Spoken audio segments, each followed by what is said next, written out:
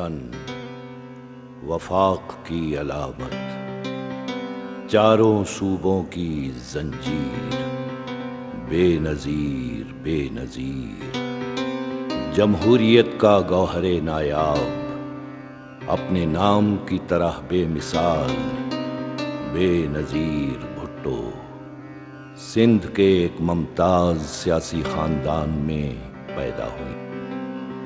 انہوں نے اعلیٰ سیاسی بصیرت اور طلسماتی شخصیت کا اثر اپنے عظیم والد سے حاصل کیا، جنہوں نے اپنی بیٹی کے اندر قائدانہ صلاحیتوں کو دیکھتے ہوئے ان کی سیاسی تربیت پر خصوصی توجہ دی۔ اپنے عظیم باپ ذوالفقار علی بھٹو کی شہادت کے بعد بے نظیر بھٹو کو مکمل طور پر پارٹی کی قیادت سنبھالنی پڑی۔ بے نظیر بھٹو 2 مرتبہ وزارت عظمیٰ کے عہدے پر فائز ہوئیں، مگر دونوں مرتبہ خفیہ طاقتوں کے اشارے پر ان کی حکومت کو برطرف کر دیا گیا۔ دوسری مرتبہ وزارت عظمیٰ کے دوران ہی ان کے بھائی میر مرتضیٰ بھٹو کو کراچی میں ہلاک کر دیا گیا۔ یہ اس دھرتی کے لیے بھٹو خاندان کے خون کا تیسرا نذرانہ تھا۔ جنرل ضیاء الحق جابرانہ دور حکومت میں جیلوں، قید و بند کی صعوبتیں، خفیہ طاقتوں کی سازشیں اور باپ بھائیوں کی شہادت بے نظیر کے پائے استقامت کو متزلزل نہ کر سکی۔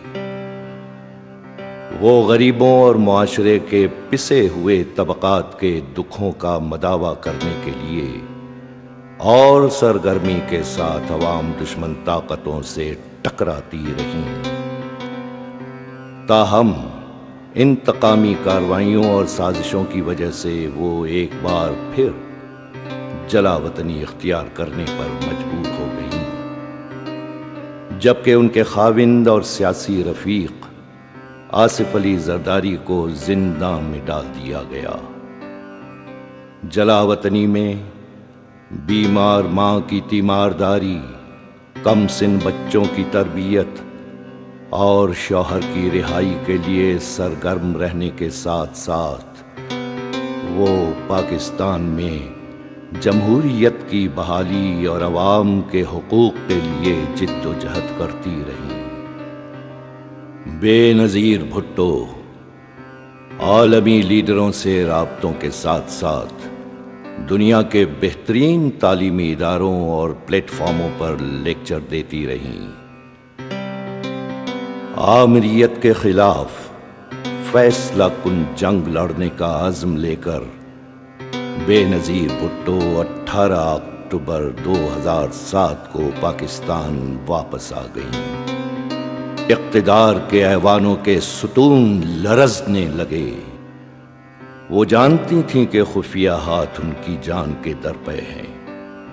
انہوں نے اور شدت کے ساتھ آمریت کے خلاف جنگ جاری رکھنے کا عزم کا اظہار کیا اور ملک کے طول و عرض میں اپنی انتخابی مہم کے لیے جلسے اور جلوسوں کا ایک سلسلہ شروع کر دیا۔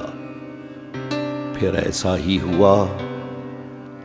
27 دسمبر 2007 لیاقت باغ میں عوام کی آخری امید، مظلوم اور محکوم پسماندہ طبقوں کی طاقت، غریبوں کی آواز، دختر مشرق، وفاق کی علامت اور چاروں صوبوں کی زنجیر کو خون میں نہلا دیا گیا۔ بے نظیر بھٹو شہید کر دی گئیں۔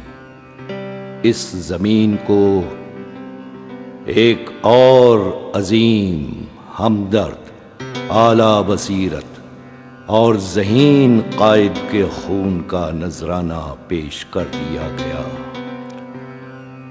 ساری قوم سوگ میں ڈوب گئی۔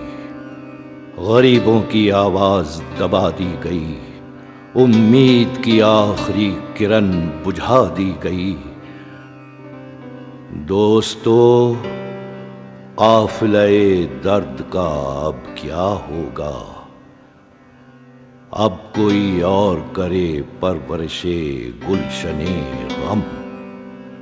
دوستو، ختم ہوئی دیدہ تر کی شبنم، تھم گیا شور جنوں، ختم ہوئی بارش سنگ۔ خاک راہ آج لیے ہے اب دلدار کا رنگ، کوئے جانا میں کھلا میرے لہو کا پرچم۔